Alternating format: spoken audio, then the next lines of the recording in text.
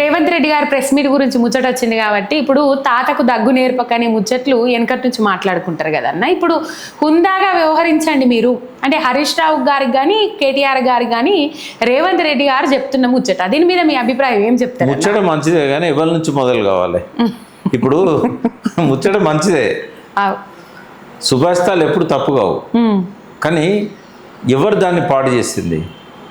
పండబెట్టి తొక్కుతా, పేగులు మెడకేసుకుంటా, గుడ్లు బీకి గోళీలు ఆడుతా, ఎవరు ఇవన్నీ చేసింది?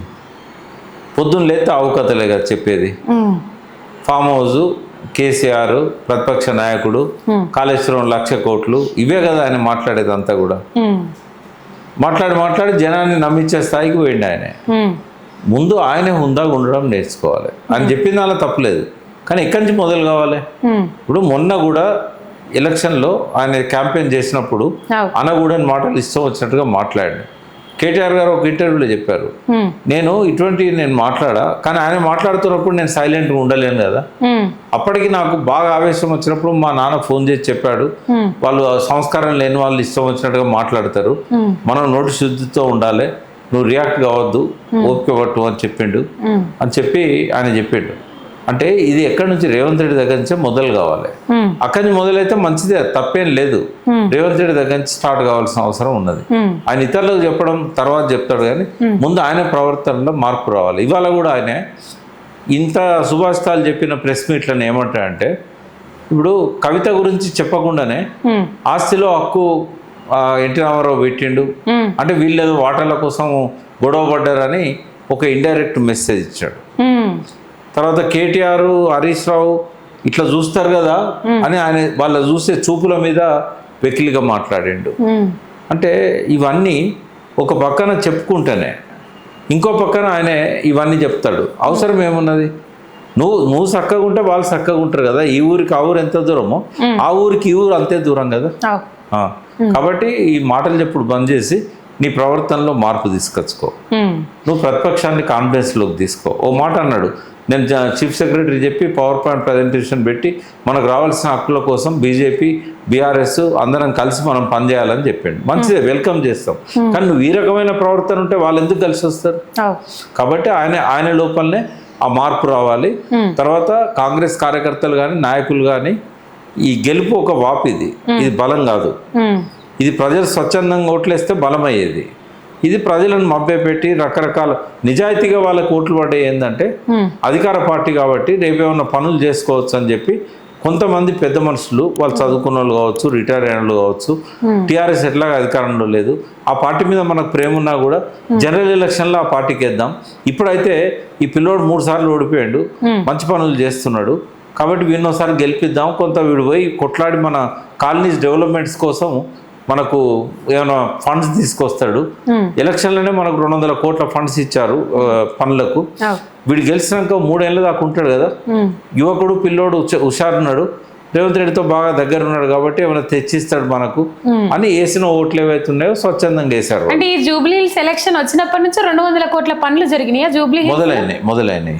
అదివరకు ఏంటంటే 60 కోట్లు ఇచ్చాడు. తర్వాత మిగిలిన ఎలక్షన్ క్యాంపెయిన్లో జియోలు లేకుండా ట్రాన్స్ఫార్మర్లు పెట్టేయడము, ఏదైనా పనులు ఉంటే అప్పటికప్పుడు చేయించడం మున్సిపల్ వాళ్ళతోని, ఇట్లా చాలా చేశారు. అంటే ఈ లెక్కన చూసుకుంటే మా దగ్గర కూడా బై ఎలక్షన్లు వస్తే బాగుంటుంది అనుకుంటారు ఏమన్నది వాళ్ళు అనుకుంటారు కదా. బై ఎలక్షన్ వచ్చినప్పుడు ఓట్ల రూపంలో డబ్బులు వస్తాయి, అదే విధంగా డెవలప్మెంట్ కూడా అవుతుంది. అది అనుకుంటారు, అట్లా మాకు కూడా వస్తే బాగుండాలి. ఇప్పుడు ఇద్దరికి సింపతి ప్రకారమే అంటే మాగంటి సునీత గారి మీద కంటే సింపతి ఎక్కువ నవీన్ యాదవ్ మీద చూపెట్టిరంటారా? అంటే ఏమైందమ్మా, చంద్రబాబు నాయుడు ఇంటర్ఫేర్ అయ్యిండు, అది మనకెవరికి తెలియదు. ఆయన ఏం చేసిండంటే ఇక్కడ సెటిలర్స్ పిలిచి, సరే గోపీనాథ్ మనోడే కానీ గోపీనాథ్ పార్టీ మారి బీఆర్ఎస్లో పోయిండు, ఇంకా మనం ఆ కుటుంబం పట్ల సానుభూతి ఎందుకు చూపెట్టాలి? రేవంత్ రెడ్డి మనోడే, మీరు అంటే వాళ్ళందరూ వచ్చి రేవంత్ రెడ్డిని కలిసి ఈసారి ఎలక్షన్లో మేము మిమ్మల్ని బలపరుస్తాం, మీరు అభివృద్ధి చేస్తున్నారు అని వాళ్ళు పోయి కలిసి చెప్పిండ్రు. అంటే వాళ్ళందరూ వాళ్ళు ఎందుకు పోతారు? ఒక కమ్మ సామాజిక వర్గం క్యాండిడేట్ని పెట్టినప్పుడు, అది కూడా వాళ్ళు ఎమ్మెల్యే చనిపోతే ఆయన భార్యకి ఇచ్చినప్పుడు కులంలో వాళ్ళు అట్లాంటి నిర్ణయం తీసుకుంటారా? తీసుకోరు. ఇంకోటి తెలంగాణ వచ్చినప్పటి నుంచి కూడా బీఆర్ఎస్ వెంట ఉన్నారు వాళ్ళు, సెటిలర్స్ కానీ వీళ్ళు కానీ, ఈ ప్రాంతం బయట నుంచి వచ్చిన వాళ్ళు. మరి వీళ్ళంతా రేవంత్ రెడ్డిని కలిసిండ్రు సంఘం తరఫున అంటే ఏమన్నట్టు మ్యానిపులేట్ చేశారు కదా. చేస్తారు ఇటువంటి అన్నీ కూడా. ఒక్కటే చెప్పొచ్చమ్మా, నవీన్ యాదవ్ యువకుడు 3 సార్లు ఓడిపోయాడు, గెలవాలనే తపన ఉంది కాబట్టి ప్రతి ఇంటికి పోయేటోడు, జనంలో కలిసేటోడు, వాళ్ళకి ఏదున్నా చూసేటోడు అవసరాలు, రౌడీ కుటుంబం అని చెప్పి ముద్రపడ్డా కూడా చాలా కాలం నుంచి కూడా వాళ్ళ ఆ ప్రాంతంలో ఎవరికి ఏ ఇబ్బంది ఉన్నా సేవ చేశారు. వాళ్ళ మెయిన్ ఇంటెన్షన్ ఏంటంటే ఎమ్మెల్యే గెలవాలంటే సేవ చేయాల్సిందే. అందుకని రకరకాల ఫౌండేషన్స్, సోషల్ ఆర్గనైజేషన్స్, ఎన్జిఓలు ఇట్లాంటివి పెట్టి ఆయన ఎప్పుడూ గుంపు నెంబడి ఉంటుంది. వాళ్ళ ఆ యూసుఫ్ కూడా చౌరస్తాలో వాళ్ళ ఆఫీస్ ఉంటుంది, వాళ్ళ నాన్నది. అంటే మనకు కావాల్సినంత స్థలం ఉంటుంది. వాళ్ళు ఏంటంటే ఎప్పుడు ఈ యొక్క గ్రూపు మెయింటైన్ చేసేవాడు, యూత్లో కూడా మంచి ఫాలోయింగ్ ఉంది. ఇది కలిసి వచ్చింది వాళ్ళకి. ఏంటంటే సునీతమ్మ అయితే ఎన్నడూ పాలిటిక్స్లోకి రాలేదు ఆమె. కాబట్టి కొంతమందికి ఆమె అయ్యో భర్త చనిపోయాడు, ఆయన మనకు మంచిగా చేసినాడు అనే సింపతి ఉన్నా కూడా నవీన్ యాదవ్ది ఎక్కువ వర్కౌట్ అయింది. మనం అనుకున్నాం మొదలు ఆమె పట్ల ఎక్కువ సింపతి వస్తుంది అనుకున్నాం, కానీ ఆ సింపతి దెబ్బతీయడానికి రేవంత్ రెడ్డి ఏం చేశాడంటే వాళ్ళ అత్తమ్మతోని, ఆ మొదటి భార్యతోని ఎక్కడితో పట్టుకొచ్చారు వాళ్ళను. అంటే ఇంతకాలం వాళ్ళ సీన్లో లేరు. మొదటి భార్య కావచ్చు, కొడుకే కావచ్చు, ఆమె తల్లి. బట్ ఎలక్షన్ టైంలో తీసుకొచ్చి వాళ్ళకు సంబంధించిన ఛానల్స్లలో చాలా హంగామా చేశారు. అది మన వాళ్ళు చేయలేకపోయారు. వాస్తవంగా ఏంటంటే నాకు తెలిసిన విషయం ఏంటంటే వీళ్ళ వల్ల బాధితులు ఎవరైతే ఉంటారో వాళ్ళు కూడా కుటుంబ సభ్యులే. పేరు ఇప్పుడు నేను చెప్పదలుచుకోలేదు, ఎందుకంటే వాళ్ళు కూడా వచ్చి వీళ్ళని అడిగిండ్రు కేటీఆర్ను, వాళ్ళు చేసినట్టుగా మీరు కూడా చేయండి, మాకు అన్యాయం జరిగింది ఆ కుటుంబంలో అని. అంటే దగ్గర వాళ్ళే. అయితే కేటీఆర్ మేము ఇటువంటి ఎంకరేజ్ చేయమని చెప్పేసి తిప్పి పంపాడు. ఈ నీచ రాజకీయాలు మేము చేయమని చెప్పేసి, ఏదైనా ఉంటే ఎలక్షన్ల తర్వాత రండి, మీకు ఏమైనా అన్యాయం జరిగితే మేము మాట్లాడతాం, కానీ దీన్ని వాడుకోదలుచుకోలేదు మేము అని చెప్పేసి. అంటే ఈ సంస్కారం ఇప్పుడు కేటీఆర్ ఇవ్వాలనుకుంటే 2500 వాళ్ళు ఇచ్చినప్పుడు 3500 ఈయన ఇవ్వకపోనా? వాళ్ళు జిగేల్ మన చీరలు 200 300 తెచ్చి 1500 లేబుల్ వేసి ఇచ్చినప్పుడు ఆయన నిజంగానే 1500 కొనుక్కొచ్చి ఇవ్వలేకపోనా? అంటే ఆయనే ఎథికల్గా ఉండాలి, పాలిటిక్స్ ఎథిక్స్తో ఉండాలి. మనం ఈ డబ్బులు పెట్టద్దు, మందు తాగేయద్దు. అంటే బీఆర్ఎస్ ఎటువంటి పైసలు కానీ బీఆర్ఎస్ అంటలేండి నేను. ఇప్పుడు కేవలం కేటీఆర్ హ్యాండిల్ చేశాడు ఈ ఎలక్షన్ అంతా. వ్యక్తిగతంగా ఆయన సిరిసిల్లలో పెట్టాడు ఇవన్నీ.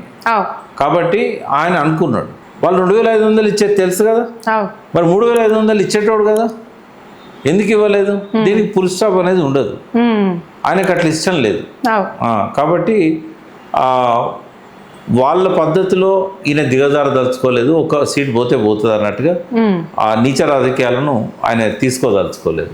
హరీష్ రావు గారు అనుకోకుండా వాళ్ళ ఫాదర్ ఇది కావడంతో ఆయన ఇంటి దగ్గరనే ఉండాల్సి వచ్చింది 11-13 రోజులు. అయినా కూడా నేను నా కళ్ళారా చూసా, అందరితో మాట్లాడతాడు, పక్క రూమ్లో పోతాడు. పక్క రూమ్లో ఎవరు ఉన్నారని చూస్తే ఈ జూబ్లీస్లో ఉన్న నాయకులు, కార్యకర్తలు, 2-3 సార్లు కేటీఆర్ గారు, జగదీష్ రెడ్డి, వీళ్ళంతా అక్కడ ఇన్ఛార్జ్లు ఎవరైతే ఉన్నారో వాళ్ళతోని రోజు మాట్లాడుతూనే ఉన్నాడు. ఆయనే చేసే పనులు చేస్తూనే ఉన్నాడు, అడ్వైజులు ఇస్తూనే ఉన్నాడు. ఎవరన్నా ముస్లిమ్స్ వాళ్ళు వీళ్ళు వస్తే వాళ్ళకి నచ్చ చెప్తున్నాడు. ఆయన మనిషి అక్కడ ఉన్నాడు, కానీ ఆ 13 రోజులు కూడా ఆ మనసు అంతా జూబ్లీస్ మీదనే పెట్టిండు. ఆయన 12వ రోజే బయటకు వచ్చి మిడ్ ది ప్రెస్లో మాట్లాడాడు. అంటే ఆయన లేని లోటు కూడా కొంచెం కనబడ్డది. రైట్. కవిత ముచ్చట మధ్యలో పేరు అట్లా టచ్ చేసినాం కదన్న, ఇలా కర్మ ఈజ్ బ్యాక్ అని 2 hours బ్యాక్ ట్వీట్ చేసిండ్రు ట్విట్టర్లో. అంటే దేని గురించి? జూబ్లీ హిల్స్ బై ఎలక్షన్ గురించి అనుకుంటున్నాను నేనైతే. మీరేం చెప్తారన్న? ఒకటే చెప్పగలుగుతా, తండ్రికి ఆరోగ్యం బాగాలేనప్పుడు ఒక బిడ్డగా పక్క నుండి సేవలు చేయాల్సింది పోయి ఆయన చికాకు చేసే పనులు చేయడం అనేది ఏ బిడ్డకైనా మంచిది కాదు. అది తెలంగాణలో ఉన్న మహిళలంతా గుర్తించాలి, గమనించాలి. ఈమె చేసే పని మంచిదా చెడ్డదా? కేసీఆర్ అంటే ఆ కుటుంబం గురించి తెలియని వ్యక్తి తెలంగాణలో లేరు. మరి అటువంటి వాళ్ళు ఆమె ప్రవర్తన, ఆమె మాట్లాడే మాటలు, ఆమె చేసే ట్వీట్లు, ఆమె ఎందుకు తిరగబడ్డది, ఆమె బాధ ఏంది, ఆమె కష్టమేంది అంతా తెలుసుకొని వాళ్ళు ఆమెకు మద్దతు ఇవ్వాలన్నా లేకపోతే మద్దతు ఇవ్వద్దా అనేది రేపు భవిష్యత్తులో వాళ్ళే డిసైడ్ చేసుకుంటారు. బట్ నాలాంటి వాడు ఒకవేళ సలహా ఇవ్వాల్సి వస్తే, ఆమె తీసుకోదు, సలహా ఇవ్వాల్సి వస్తే రాజకీయాలు కాసేపు పక్కకు పెట్టు, నీ పార్టీ నువ్వు పెట్టుకో, నీ రాజకీయం నీకుండని. తండ్రి బాగాలేనప్పుడు పక్క నుండి ఆయన బాగుంటే వాళ్ళ జూబ్లీ సెలక్షన్లలో వచ్చి క్యాంపెయిన్ చేసేవాడు. ఆయన వస్తే చాలా డిఫరెన్స్ ఉండేది. అంటే హెల్త్ బాగాలేకనే రాలేదన్న కేసు చూసినావు కదమ్మా, మొన్న హరీష్ రావు గారి ఇంటికి వచ్చినప్పుడు ఆయన ఎట్లున్నాడు. మరి ఆయనకు ఆ కాల్ది కూడా ఇంకా సెట్గా అన్నట్టుంది, నడవస్తలేదు సరిగా. మరి ఇక్కడ ఎట్లుంటుంది? కేటీఆర్ వచ్చినా కేసీఆర్ వచ్చినా అసలు మీద పడి సెక్యూరిటీని నెట్టిపడేసి ఆ రోజు అక్కడికి పోతే కూడా కనీసం అక్కడ శవం ఉంది, అవును వాళ్ళ బావది, చూడడానికి పోతే కూడా జనం తోసుకుంటూ ఉంటాడు. అవును మరి అంత క్రేజ్ ఉన్నది ఆయన అంటే. ఎట్లా వస్తాడమ్మా ఆయన? వచ్చి ఆయన తట్టుకోగలుగుతాడా ఈ తోపులాట? అవును ఏం చేస్తాం మరి? ఆమె ఇష్టం, మనం ఏం చెప్పలేము ఆమెకి.